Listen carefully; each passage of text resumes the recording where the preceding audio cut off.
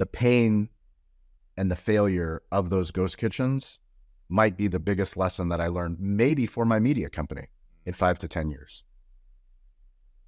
So like, I don't take the time to go back and dwell. All I care about is what can I build today? Like, what can I take from the data that I have, the lessons and experience that I have to build for the future? And to build for the future, I'm even more confident now because we failed. Welcome to Beyond the Fail, the podcast where we talk to leaders and entrepreneurs about their biggest business failures. We'll deep dive into how they overcame these setbacks, the lessons they learned from them, all to help you gain valuable insights. Failure is an essential part of the business journey, as well as being the key to success. So we're here to show you how to thrive from it. Shawn Walchef is the founder of Cali Barbecue restaurant brand and Cali Barbecue Media. Shawn helps brands and leaders thrive in the business creator economy through digital storytelling and hospitality. His barbecue restaurant has generated over $35 million since 2008, expanding into multiple locations in San Diego and beyond. His video series, Restaurant Influencers, has reached over 25 million viewers, and his company produces multiple podcasts a week. In today's episode, Shawn shares their attempt at expanding their food businesses by opening 2 delivery-only restaurants and how these failed to meet targets and expectations, causing them huge cash flow problems, distractions, and stress. This is Beyond the Fail with Shawn Walchef. Shawn, thanks so much for being here today. Really excited to have this conversation. How are you today, and where are you joining us from? Give us some context. I'm joining from San Diego, California. Thank you for having me on the show. I love podcasts. I love storytelling. I love business. It's not easy to be an entrepreneur, but there's nothing else I would rather do than do something like this and connect with your audience, and hopefully you can learn from some of our failures. One of the reasons why we love podcasts is it's a way to speed up the learning curve. You know, I've gotten a chance, not just as a podcast host, but as a podcast guest, and as someone that loves podcasts, is I get to sit with some of the most incredible leaders of the world and just, you know, improve my thought process, improve my business. And that's what we're here to do today. So hopefully we can help one listener make the leap into entrepreneurship, tell them it's not as scary. That's what we're here to do. Amazing. I mean, I couldn't have put that intro any better myself, so maybe I'll scrap the intro I've written. So, Shawn, take us back. Where did it all start for you in business? Well, I'll take you back to 2008.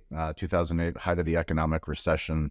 It was me and one of my best friends from college, Corey Robinson. We thought in 2008 it would be a good idea to open up a restaurant, take over a breakfast restaurant, and add a full liquor license, beer, wine, hard liquor, and add a sports bar. And we did that in 2008. We picked a location that by real estate standards wasn't the best location.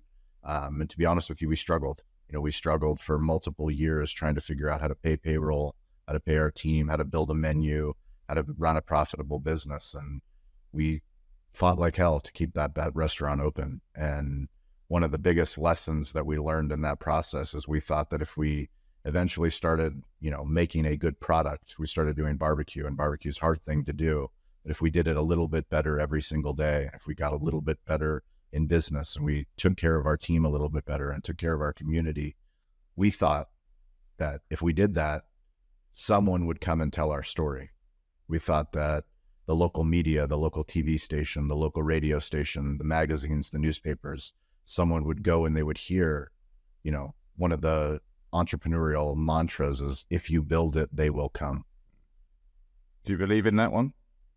I don't anymore. I thought when I opened our business, I believed it. I thought, if you build it, they will come, and nobody's coming. And that's the truth. You know, the biggest takeaway that I've learned, you know, in the last 16 years is that no one's coming. Not only is no one coming, but no one can tell the story better than you, because it's your story. And we have all of the tools that we need now to tell our story. We don't need to have a TV station. We don't need to have a radio station. We don't need to have a newspaper or a magazine. We have the greatest tool ever, and that's the internet. No, absolutely. And it made me, it's really nice segue, actually, thinking about it, because I saw Donald Miller speak a few months ago, and he wrote a book called Story Brand, and he's a great speaker as well. And when you were saying that people won't come, he also says, he puts it in a different way, because he's talking about copy and storytelling and marketing. He basically says no one cares as well. Like, no one cares about your business. No one cares when you were founded, what you did previously. They care about the stories and how it makes them feel. So that it just reminded me of that when you were saying that. So what made you start that restaurant? I presume you were in food already.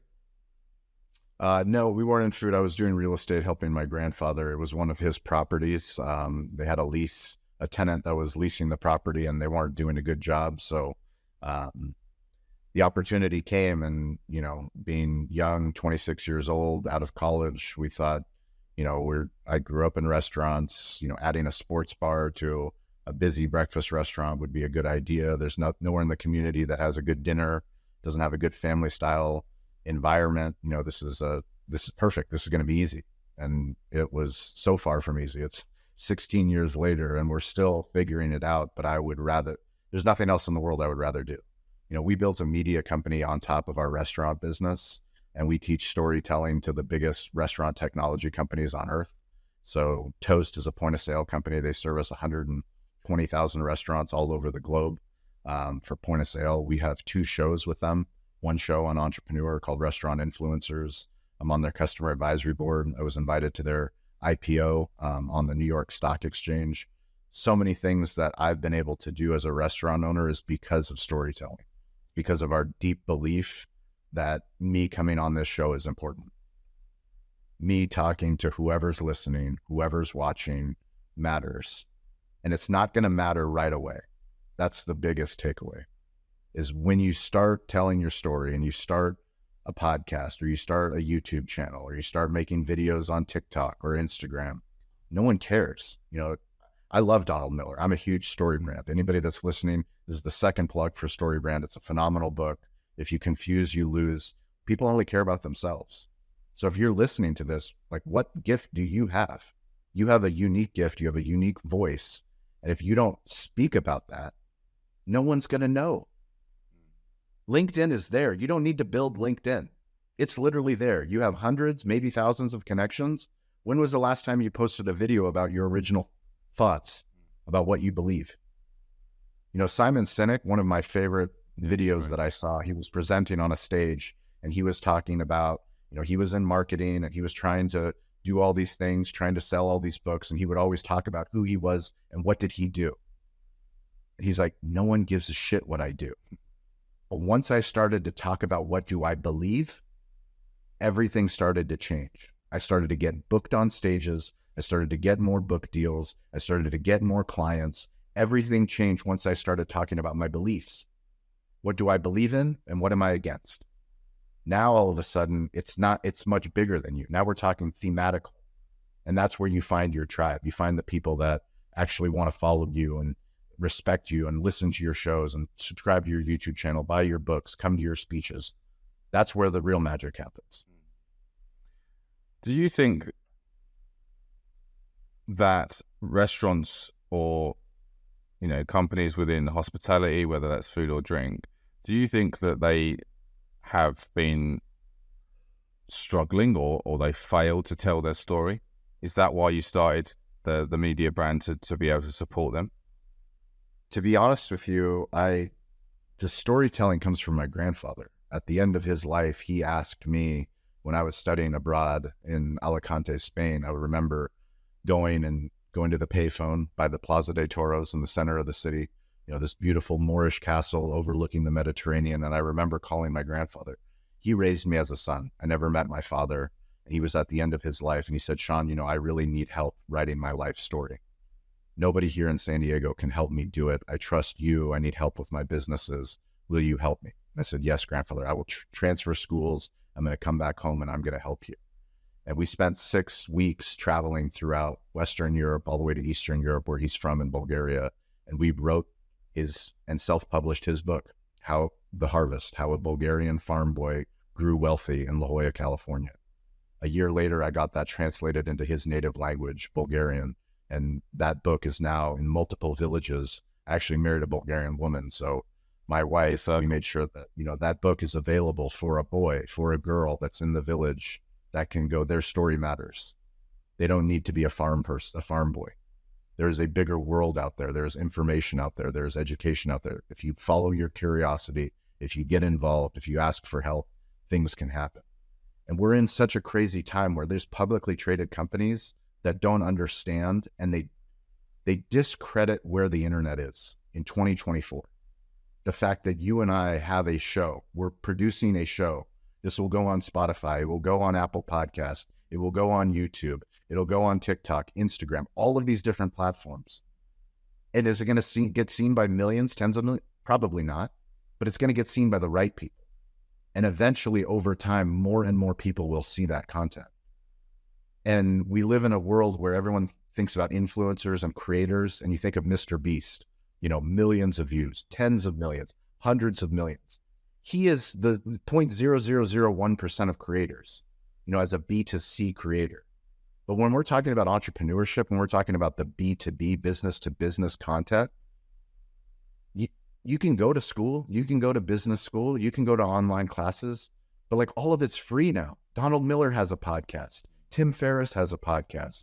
David Meltzer has a podcast. Gary Vaynerchuk has a podcast. Like whoever you care about, Joe Rogan, I don't care what your thought process is. Somebody has figured out they are a media company and they are sharing the secrets. They're Alex Hormozi. They are building in public, talking about the things that have helped them move their business forward and are having a bigger impact.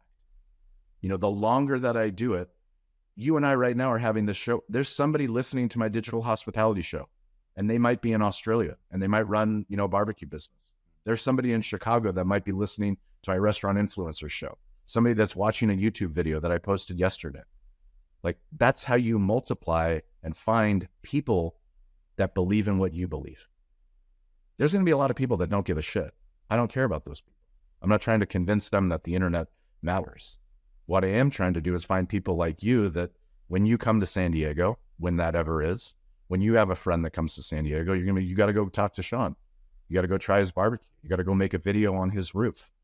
You got to go do a podcast at his shop. Where are you in the world? London. Exactly. And when I come to London, who am I going to call? There we go. I would love. That's how this thing works. You as well. That's how this thing works. Completely. And that's the beauty of it, isn't it? Just going back,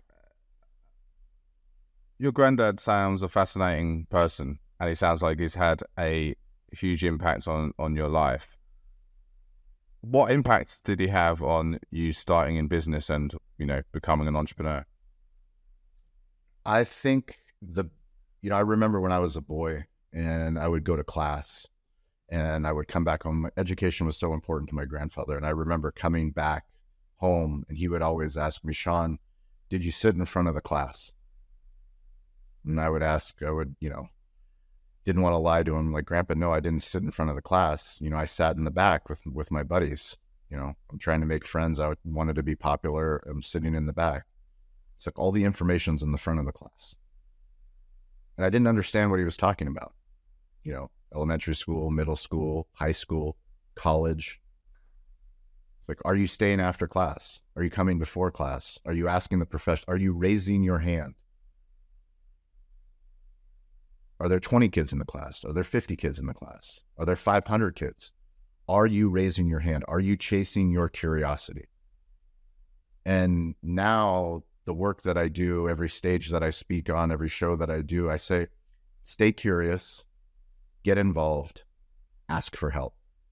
3 lessons, basic life, fundamental lessons that my grandfather taught me, and I live by every day, and I think of him every day.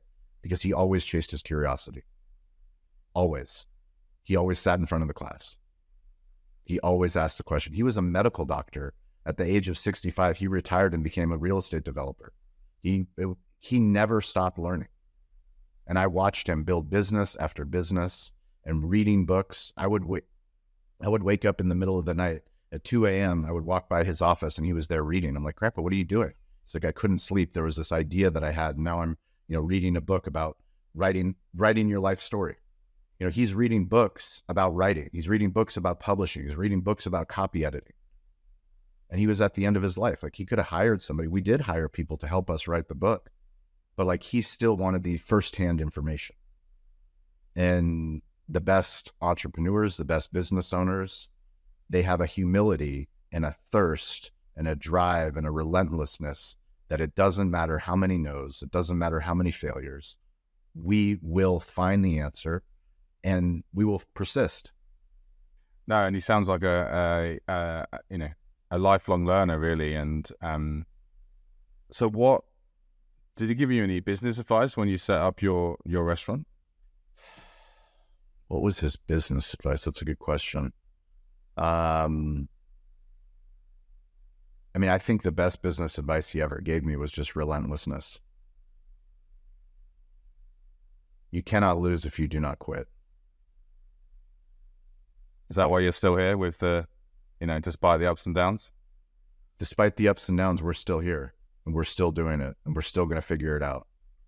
And like, if there's someone that I'm going to bet on, I'm going to bet on myself and my team. My team has helped us get to where we are.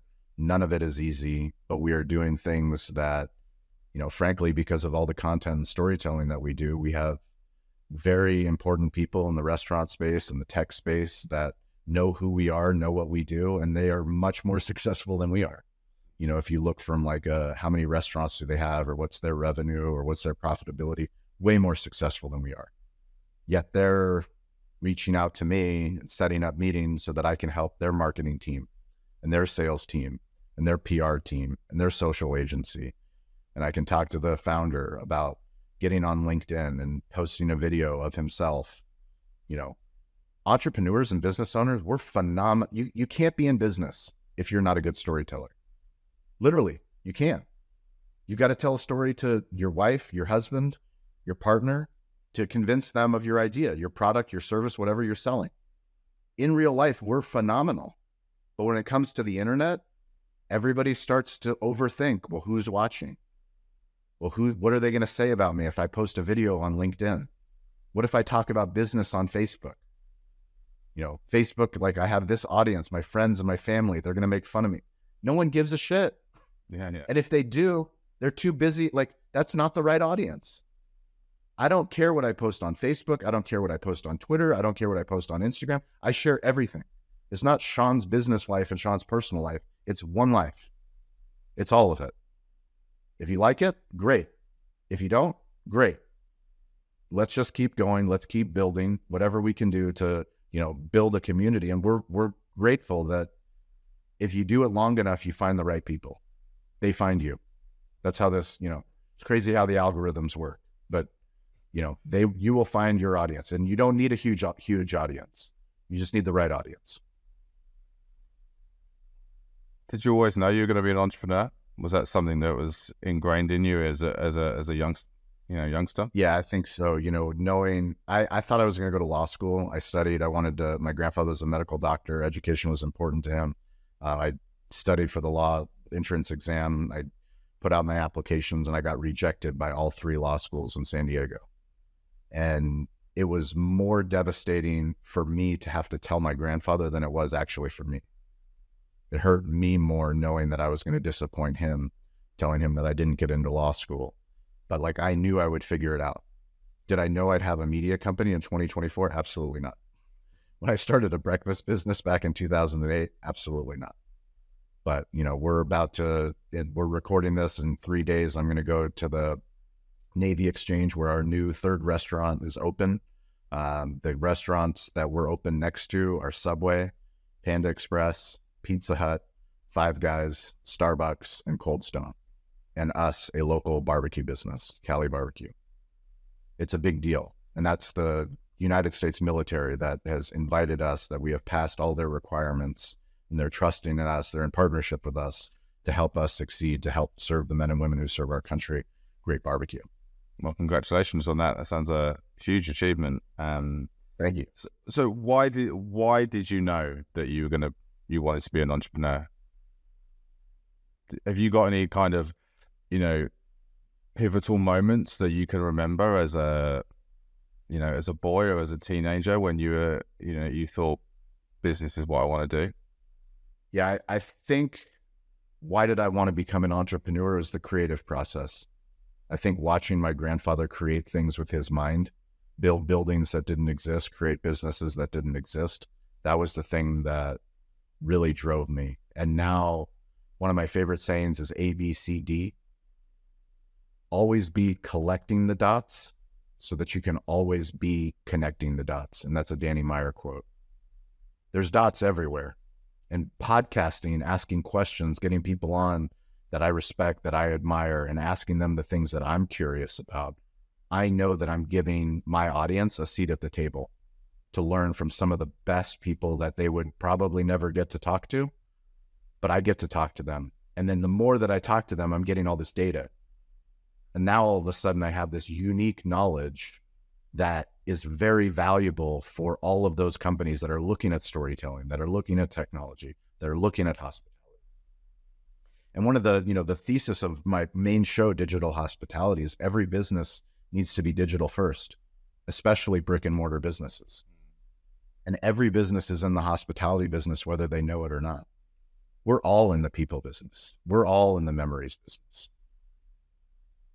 Transactions come and go. But like when you can build a true valuable business where people care about you, they want to come and show up, they want to tell other people about you, they can't wait to tell other people about you. That's what true hospitality is. Yeah, and I love Danny Meyer and that book on it's called Setting the Table, isn't it? Which is it's an amazing book, and I think you're right that although it's for a hospitality audience, I think there's lots of great business lessons in there, and obviously he's created a whole successful empire. Highly kind of recommend that. So kind of fast forwarding, what has been, would you say, your most kind of significant business challenge or setback that you've had throughout your time in business so far? So I'm not going to talk about the pandemic. Every entrepreneur, every business owner went through the pandemic. This was a global phenomenon. But during the pandemic, we made a big bet. And the big bet was that we were going to go all in on what they call ghost kitchens. So this ghost kitchen model is a delivery and takeout. So not a forward-facing restaurant, very small restaurants located in the center of cities, small 200 square feet, where there were multiple, kind of think about a food court, but instead of a public-facing food court where you and your friends and family can go in and order from multiple places, you can do the same thing, but it's only for takeout and only for delivery.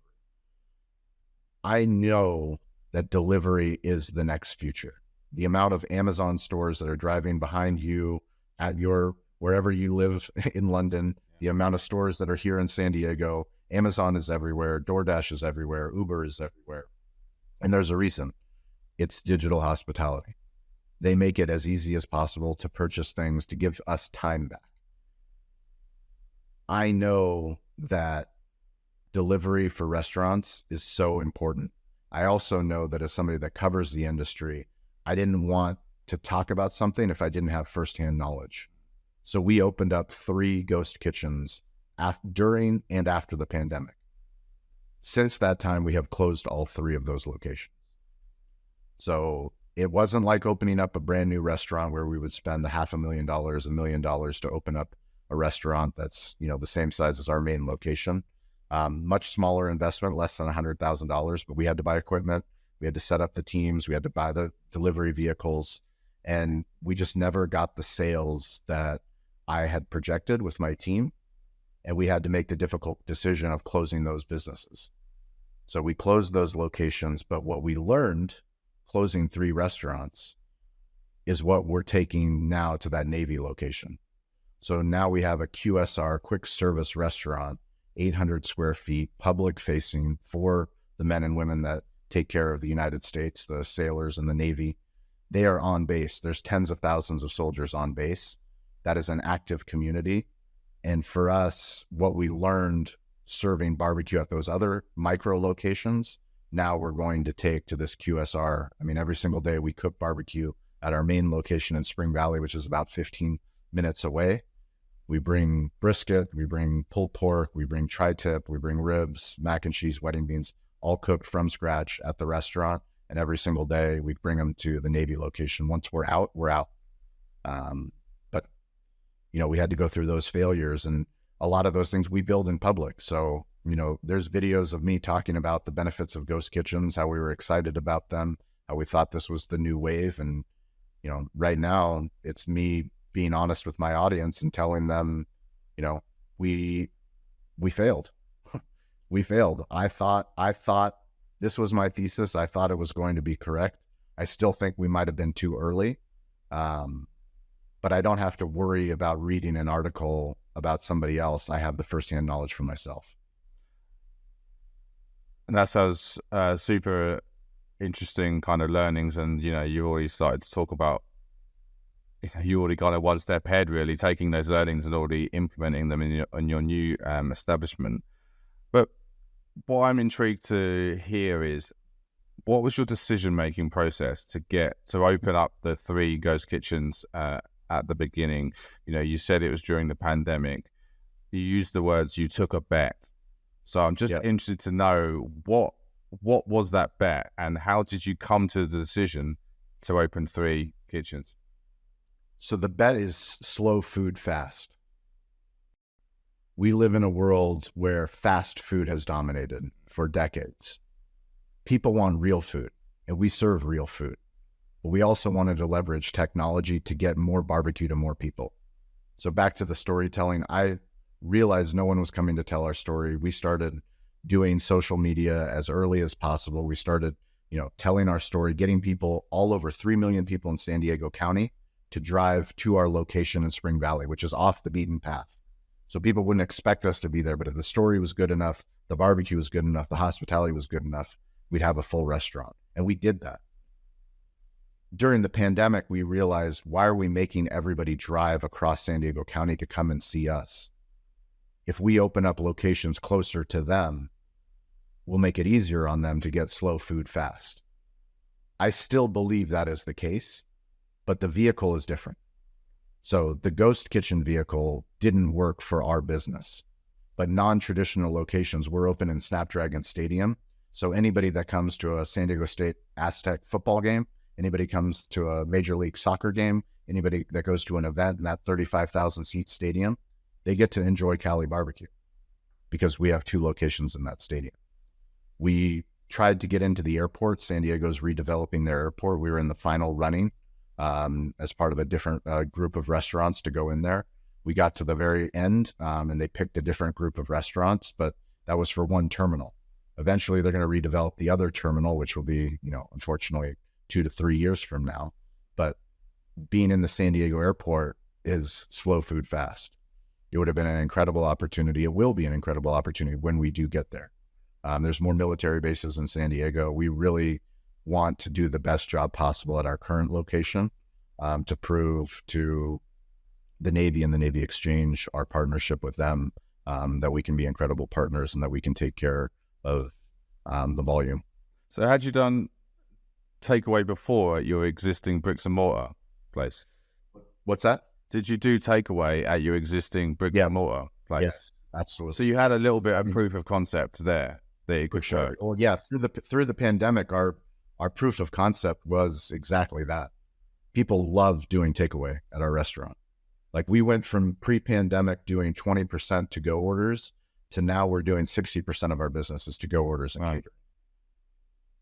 So it wasn't too much of a leap then. It wasn't too much an assumption to go, let's take that popularity of that takeaway and then set up some new locations, but we're not going to have the bricks and mortar. Yeah. And back to the premise of slow food fast. The problem with barbecue is that it takes time. It takes us 14 hours overnight to cook our beef brisket. It takes about 12 to 14 to cook our pork butts. So every single night we're cooking that barbecue. So it's like somebody can cook that at their house, but like not everyone has that kind of time. Not everyone has that kind of dedication. And people love the food. They love the product. So if we can get more barbecue to more people, we're going to leverage technology to make sure that happens. Yeah, it makes so much sense.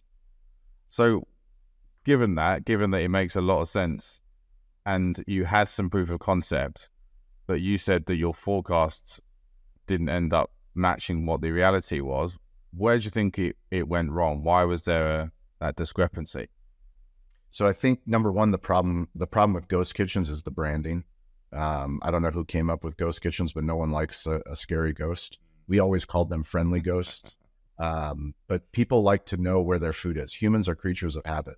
So if they don't know that there's food there, it's very hard for them to change their patterns to know. And even if you're on DoorDash and you're on Uber or Grubhub or any of the third-party delivery platforms, there's a lot of competition there.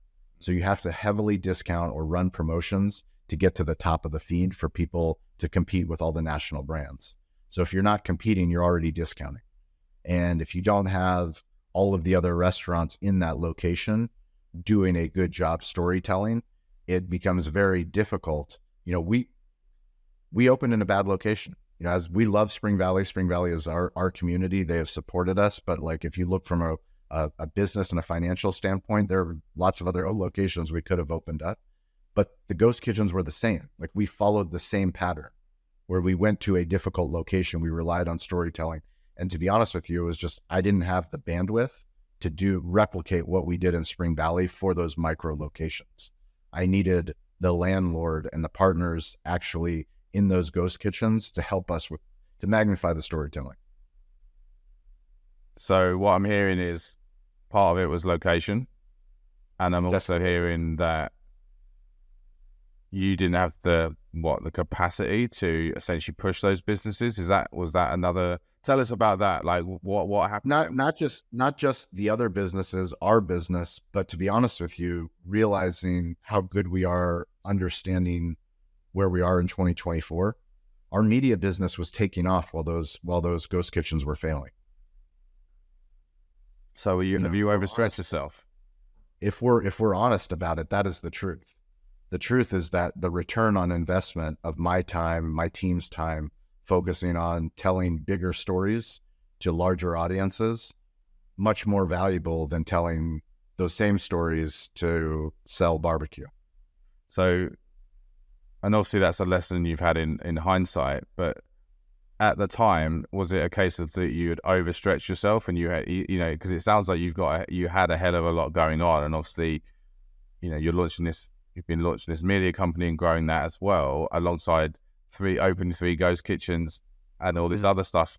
It sounds like you had maybe too much on your plate. I don't think so.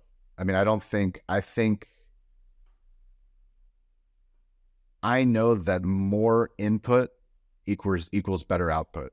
So what we tell people about content creation, the formula for content creation, the reason why people don't start making videos is that they want quality. They see something that they like and they want an Instagram video that looks like that. And that never happens off the bat. The only way to get to quality is quantity plus speed plus consistency will eventually over time equal quality. But that's only if you iterate along the way and you get a little bit better. So for us, I feel like I've just accelerated my learning, knowing that those 3 failed ghost kitchens, those lessons that we're talking about here right now in August of 2024, they might even be bigger in 5 years from now with whatever we're building. And the only way that I got to those lessons was by having the courage to be willing to fail, having the courage to fail fast, having the courage to acknowledge the failure and then move on from the failure.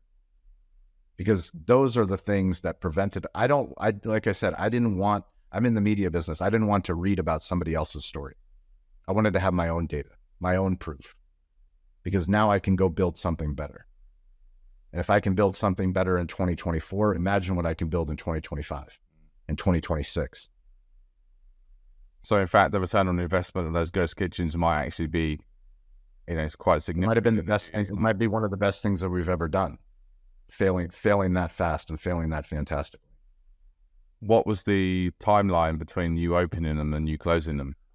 We opened our first one, I want to say 2020. We opened our second one, 2021. We closed the original location and moved to a different company, 2022.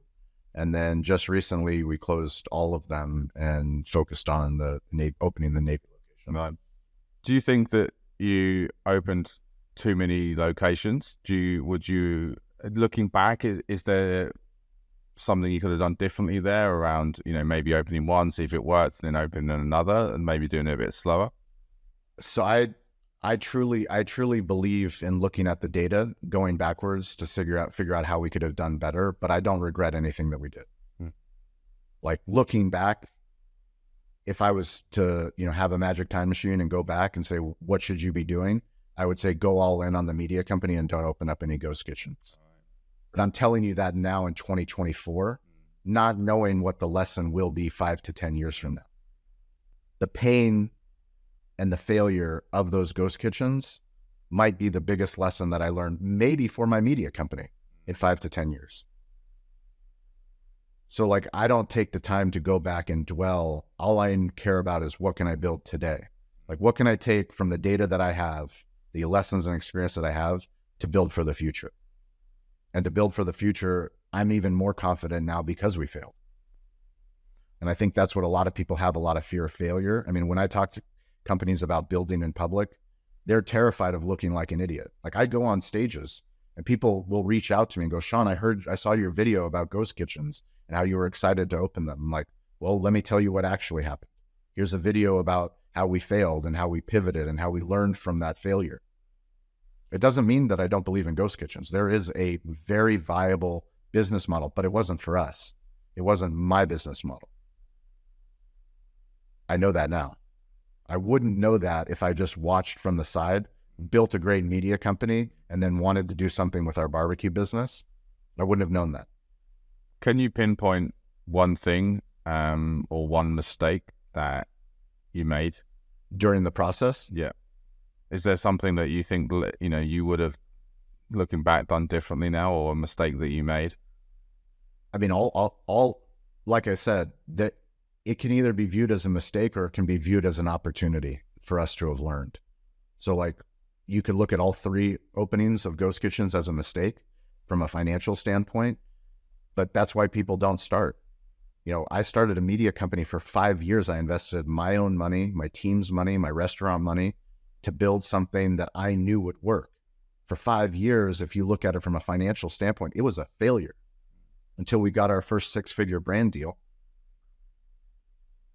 And then we got our second and our third and our fourth, and then we did 7 figures in media revenue. Now it looks like it was a great idea.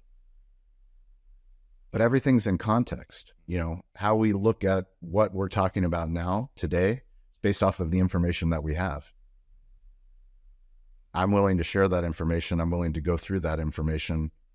I know that I'm grateful for the opportunity to be able to be where I am, doing the thing that I love to do, whether we win or whether we don't lose, because I won't quit. I just won't quit. And I have a team that won't quit, and we'll figure it out. And a lot of people say a lot of things. They're going to do these things, but are they going to show up the next day? I'm going to show up the next day. Not only will I show up in real life, but I'll show up online and I'll talk about it. I have no problem talking about it. Do you see closing your kitchens as quitting? No, because we're still in the food business. I see it as iteration. I mean, we work with SaaS companies, software as a service companies all the time. They launch products that never work, that they have high hope for. They make big R&D investments, research and development investments, and sometimes people just it doesn't work out. But it helps them to build better core products. And that's the way that I look at it. And can you share the impacts that closing those kitchens have had? What was the fallout of that? Just financial. I mean, financially, it made it very difficult on the main restaurant and the main business to make money. We had to lean on the media revenue, honestly, to keep the entire ship floating. And now we're at a point where everything's starting to make sense. I mean, the amount of, I would love to sit here and have, another hour of conversation with you, but I've got other clients that I have to get to. I've got projects that we've got to do because people are they need help with what we do. And what we do is helping people have the courage to tell their story, to do the things that we've learned how to do. Was that a difficult process closing them down?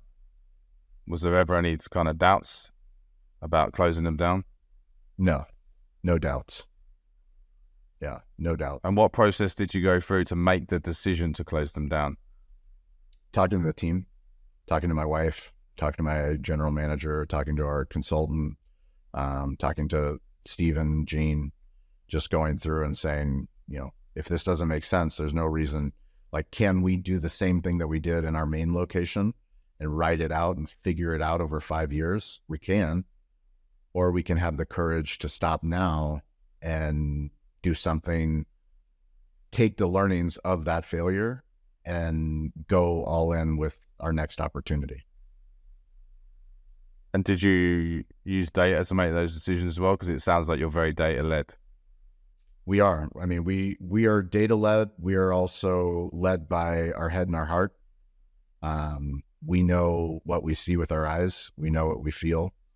We see it in our bank accounts. I mean, we understand what's working and what's not working. And sometimes you just have to have the courage to stop doing what you're doing, take the learnings, and continue the big thesis. Was this a head or a heart decision then? Both. Definitely both.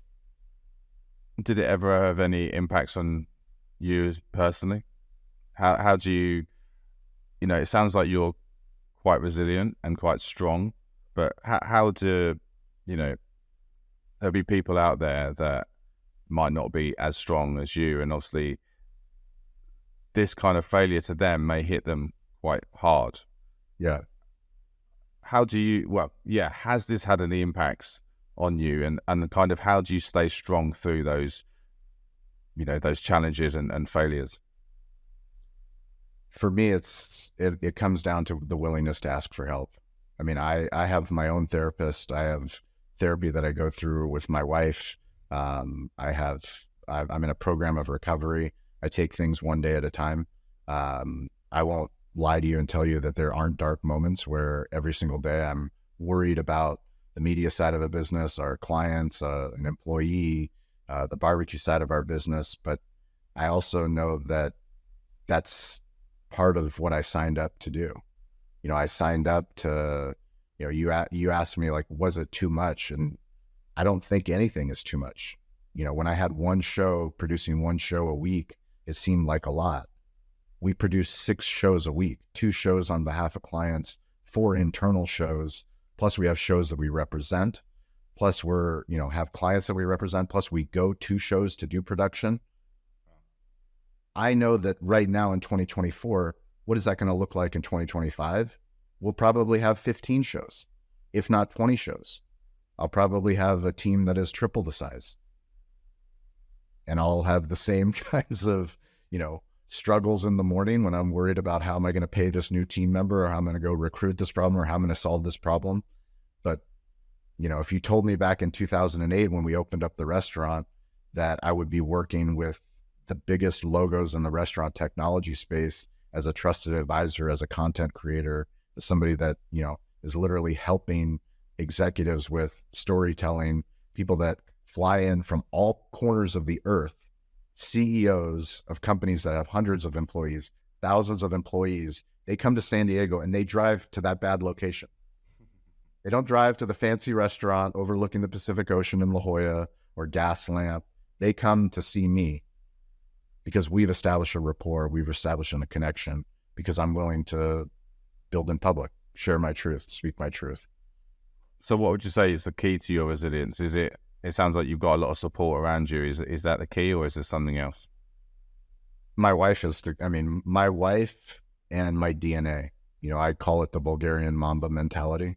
I'm actually a big Kobe Bryant fan, and anybody that knows the Mamba mentality, it's a phenomenal book. But the idea that you just cannot quit. It is relentless persistence, the consistent, persistent pursuit of your potential, knowing that if you do not quit, you cannot lose. Like, I can't lose. Even if I fail, according to whoever standards that is, I take that learning and I move on and I get up again. I have a 7-year-old boy and a 5-year-old girl, and one of my favorite things when they were very small on the playground was teaching them the Batman quote. Bruce Wayne, why do we fall? So we can learn how to get back up. Nice. But people are scared to fall. Life is about falling, but really life is about getting back up. And the more times that you get back up, the more that you learn. 100%. And when you were talking there, I was thinking of your granddad's voice echoing through everything you were saying. The relentlessness, the don't quit. Does it also go back to that and him? Everything comes back to, my grandfather. Like when I was in Spain and he called me to ask to write his life story, and I drove from Western Europe, from Paris, all the way to Eastern Europe, to Bulgaria, to Portum, to the village where he was born. And having grown up in La Jolla, California, La Jolla means the jewel. It's a very affluent, privileged place. To see his village, knowing that there's little boys on the street in the cobblestone roads, knowing that they're destined to be farmers, destined to live in that village and never leave that village, to know the amount of resilience that he had to have to get to medical school, to learn German so that he can learn medicine during World War II. He was getting recruited by the Nazis to fight in a war that he didn't want to have anything to do with. He just wanted to study medicine. He wanted to become a medical doctor. All of the things that he went through to give me the life that I have. And I'm worried about a failed ghost kitchen. My grandfather was getting bombed in Berlin, trying to learn German, to learn medicine so that he could have a better life. 3 failed ghost kitchens is nothing compared to what my grandfather went through. And for me, that's everything that I need to know, because if my grandfather's given me anything, it's the ability to know. Right now, we have all the technology at our fingertips, and we have a majority of people that take it for granted. We take Google for granted. We take Apple for granted. We take Amazon for granted. We take LinkedIn for granted. We take YouTube for granted. Those tools are there. You can connect with people. Literally, if you have internet access, if you have a smartphone, you can use those tools and you can change your life. And that's, firstly, I would say that must have been some road trip. And that's probably a whole separate podcast, because that sounds incredible. I'd say secondly, that is obviously some powerful perspective to have. Is that what, you mentioned about having dark days earlier. Is that perspective, is that what gets you through? For sure. It's definitely perspective. When you have visual proof of where your family came from, that's why I believe so deeply in storytelling. It's bigger than restaurants. It's bigger than technology companies. Like anyone that's listening to this, you have people in your life that you love that sit at your Christmas, that sit at your holiday parties, that sit at your birthday parties. And as life goes, those faces around that table will change. People will pass away. People will come into your lives. People will get married. People will have kids. That table will change. But those stories that we will hear, and sometimes we roll our eyes and we're like, okay, Dad, we've heard this story. Instead of rolling our eyes, what if we took out our phone and recorded that and asked him like a reporter would, a journalist, an attorney on the stand, ask him questions about life, about things that were happening in the world around that story. And we get Dad to open up. Now you have that story on video. Now you can share that with your children, with their grandchildren. I have a book. My grandfather and I wrote a book that I read to my kids, that eventually they'll read to their kids. And that's such a legacy. All because of his willingness to share his story. So, final question. If you could go back in time and those ghost kitchens were still open and that failure never happened, would you do that? And would you take that? Yeah, for sure. I know that the more shots that I shoot, the better chance on goal that I have. And most people are scared of shooting the shot. I dream big dreams. I want to do incredible things. I want to make an impact for my wife. I want to make an impact for my kids. I want to live an amazing life. I have one chance at this thing. And I have no fear of doing something that will fail at all. So no regrets? 0 regrets. So we always end on a quick fire round. So this is just short questions and short answers. So question 1, failure is? Okay. What's your life's mission? Storytelling. What's one piece of advice you would want to give to other people on your deathbed? Be curious, not judgmental. Name one habit that keeps you resilient. Sunrise gratitude. If you could be immortal and live forever, would you take it? Yes. Think about all the businesses you could create. If you could swap places with any other business person in the world, who would it be? Ryan Reynolds. Why Ryan? Ryan's a master storyteller. Master marketer, master businessman. Phenomenal actor, but I'm more impressed with what he does with storytelling. Yeah. I mean, as a fan of Welcome to Wrexham, I can vouch for that and all of the other great businesses that he's had. The fact that so many people from so many different genres know who he is and knows what he's done is just, it's incredible. Is there anyone you could recommend you think I should have on as a guest? Absolutely. Who would be a great guest to talk about failure? Yeah.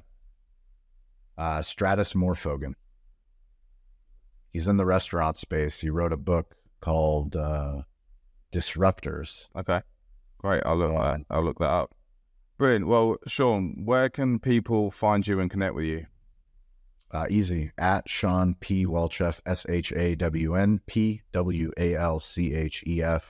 Instagram is the quickest way. LinkedIn's the quickest way. Those are the digital playgrounds I'm on. You can email me, Shawn, SHAWN, at calibbq.media. I'm weirdly available. I stole that line from Ryan Reynolds, but I am weirdly available. If you listen to this show, I would love to connect, learn about your business, learn about what you're doing for storytelling, answer any questions about restaurants, ghost kitchens, tech companies. You let me know. Brilliant. I'll put all that in the show notes. So, Shawn, thanks so much for being here. And I could have gone on for another hour talking to you, but we had to keep it short because of your busy schedule. So, really appreciate it. And I'd love to have you on. So, thanks so much. Thank you, Jez. I'll see you in San Diego or London, whichever one comes first. I would love that. Thank you for listening to Beyond the Fail. Really hope you enjoyed this episode and learned something new. Please do subscribe to the show and leave us a review. It really does help us to grow and to reach more people. Do follow us on social media too. We're at Jeswood on Instagram and at Beyond the Fail on YouTube and also on Linktree. Thanks again and see you soon.